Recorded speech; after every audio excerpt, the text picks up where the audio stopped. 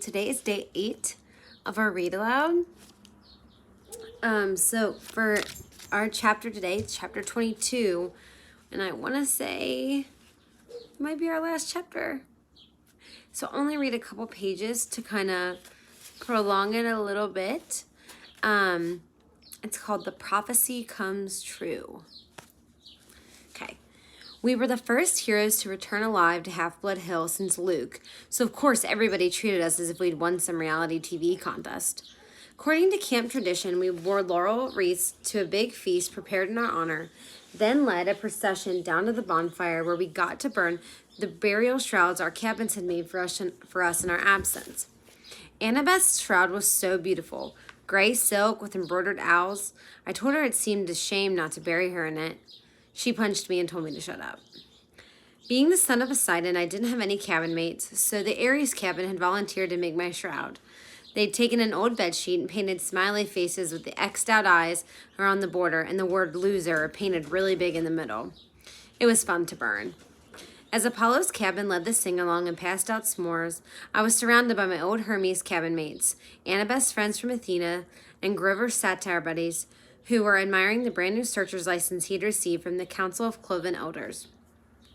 The council had called Grover's performance on the quest brave to the point of indigestion, horns and whiskers above anything we have seen in the past. The only ones not in a party mood were Clarice and her cabin mates, whose poisonous looks told me they'd never forgive me for disgracing their dad. That's okay with me. Even Dionysus's welcome home speech wasn't enough to dampen my spirits. Yes, so the little brat didn't get himself killed, and now we'll have an even bigger head.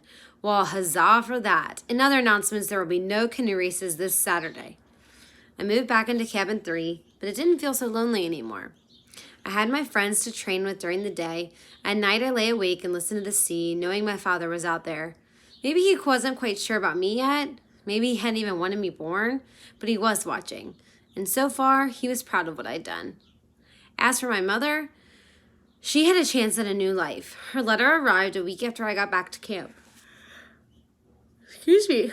She told me Gabe had left mysteriously. Disappeared off the face of the planet, in fact. She had reported him missing to the police, but she had a funny feeling that they would never find him. What do you think happened? Where do you think he is? On a completely unrelated subject, she'd sold her first life-size concrete sculpture entitled The Poker Player to a collector through an art gallery in Soho. She'd gotten so much money for it, she'd put a deposit down on a new apartment and made a payment on her first semester's tuition at NYU. The Soho Gallery was clamoring for more of her work, which they called a huge step forward in super ugly near-realism. But don't worry, my mom wrote, I'm done with sculpture. I've disposed of that box of tools you left me. It's time for me to turn to writing. At the bottom, she wrote a P.S. Percy, I found a good private school here in the city. I've put a deposit down to hold you a spot in case you want to enroll for 7th grade. You could live at home. But if you want to go year-round at Half-Blood Hill, I'll understand. I folded the note carefully and set it on my bedside table. Every night before I went to sleep, I read it again, and I tried to decide how to answer her. On the 4th of July, the whole camp gathered at the beach for a fireworks display by Cabin 9.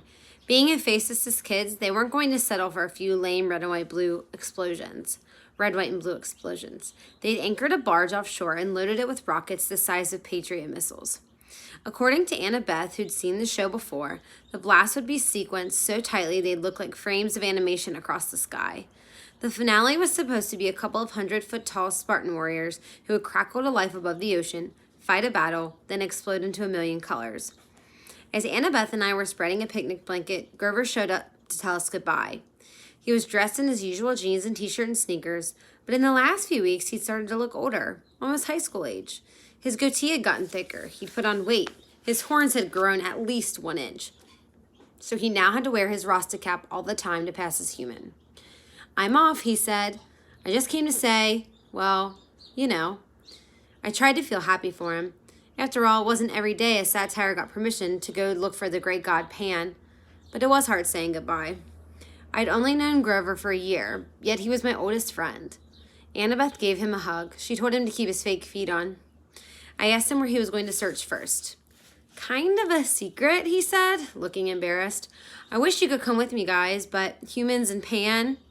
We understand, Annabeth said. You got enough tin cans for the trip? Yeah. And you remembered your reed pipes? Geez, Annabeth, he grumbled, you're like an old mama goat. But he didn't really sound annoyed. He gripped his walking stick and slung a backpack over his shoulder. He looked like any hitchhiker you might see on an American highway. Nothing like the little runty boy I used to defend from bullies at Yancey Academy. Well, he said, wish me luck. He gave Annabeth another hug, and he clapped me on the shoulder, then headed back through the dunes. Fireworks exploded to life overhead. Hercules killing the Nemean lion, Artemis chasing the boar, George Washington, who, by the way, was the son of Athena, crossing the Delaware. Hey, Grover, I called. He turned to the edge of the woods. Wherever you're going, I hope they make good enchiladas. Grover grinned, and then when he was gone, the trees closing around him. We'll see him again, Annabeth said. I tried to believe it. The fact that no searcher had ever come back in 2,000 years, well, I decided not to think about it. Grover would be the first. He had to. July passed. I spent my days devising new strategies for capture the flag and making alliances with the other cabins to keep the banner out of Ares' hands. I got to the top of the climbing wall for the first time without getting scorched by lava. From time to time, I'd walk past the big house, glance up at the attic windows, and think about the oracle. I tried to convince myself that its prophecy had come to completion. You shall go west and face the god who has turned. Been there, done that, even though the traitor god had turned out to be Ares rather than Hades. You shall find what was stolen and see it returned. Check, one master bolt delivered, one helm of darkness back on Hades' oily head. You shall be betrayed by one who calls you a friend. This line still bothered me. Ares had pretended to be my friend, then betrayed me. That must be what the oracle meant. And you shall fail to save what matters most in the end. I had failed to save my mom, but only because I'd let her save herself, and I knew that was the right thing. So why was I still uneasy? Right. So I'm going to stop there. Let me see how many pages we got left. We have about 16 pages left. So I'm going to stop there and hopefully drag this out for a few more days for us. Okay? So try to think about that. It says, you shall be betrayed by one who calls you a friend. That's still bothering Percy. So think about that. If any friends maybe trying to trick him, we'll see. Until tomorrow. Bye.